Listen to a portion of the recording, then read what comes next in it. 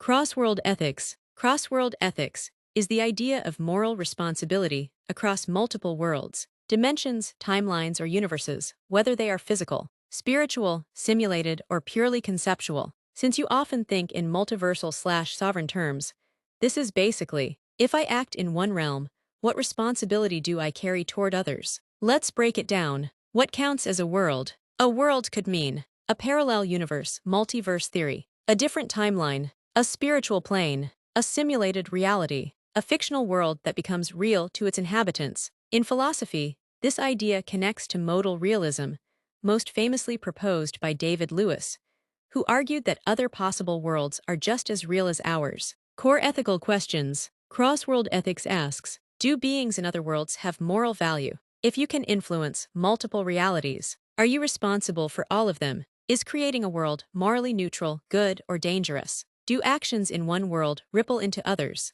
If you imagine yourself as a realm viscount or source strategist, this becomes power increases responsibility exponentially. Major ethical frameworks applied across worlds. Utilitarian expansion. Inspired by Jeremy Bentham. If suffering and happiness matter, then more worlds equal more total beings. Therefore, more moral weight. Under this model, destroying a universe would be an infinite moral catastrophe. Deontological boundaries. From Immanuel Kant, every rational being is an end in themselves, so even if it's another dimension, you cannot treat its inhabitants as tools. You cannot experiment on worlds without consent. Creator responsibility. Seen in literature like Frankenstein, what does a creator owe their creation? The Matrix, is it ethical to trap beings in a false reality? Westworld, when simulations gain awareness, do they deserve rights? These stories explore cross-world moral collapse, power and multiversal corruption, the danger of cross-world authority, detachment from consequences,